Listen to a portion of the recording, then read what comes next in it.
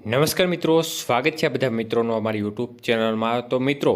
ખાસ કરીને આજે જૂનથી લઈ અને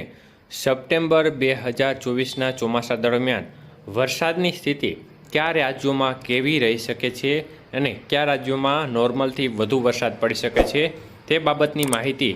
વિવિધ એજન્સીઓ છે તેમના દ્વારા બહાર પાડવામાં આવી છે। તો સંપૂર્ણ માહિતી જાણી તે પહેલાં ચેનલને સબસ્ક્રાઈબ કરી લેજો।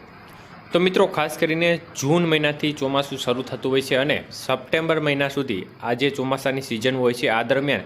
વરસાદ માટેનું જે સ્થિતિ હોય છે, મતલબ કે આ 4 મહિના દરમિયાન વરસાદની સ્થિતિ કયા રાજ્યોમાં કેવી રહેશે તે બાબતની માહિતી અંગે આજે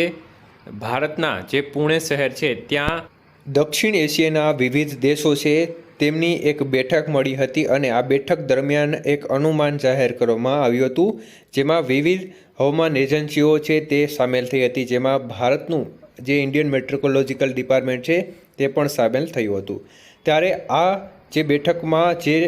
સ્થિતિ જાહેર કરવામાં આવી છે તે પ્રમાણે 2024ના 4 મહિના દરમિયાન વરસાદની સ્થિતિ જોઈએ તો અત્યારે તમે જોઈ શકો છો પીળો કલર છે તેનાથી ઓરેન્જ કલર સુધી નોર્મલથી ઓછો વરસાદ બતાવે છે, જ્યારે સફેદ કલર છે તે નોર્મલ વરસાદ બતાવે છે અને જે બ્લુ કલર દેખાય છે, ઘાટો બ્લુ કલર દેખાય છે તે નોર્મલથી વધુ વરસાદ દર્શાવે છે। તો અત્યારે જે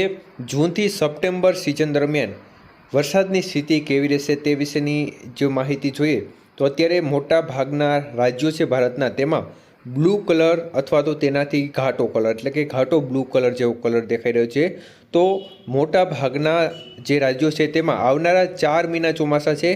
તે દરમિયાન વરસાદની સ્થિતિ નોર્મલ કે તેનાથી વધુ રહેવાની સંભાવનાઓ છે, જ્યારે ઉત્તર ભારતના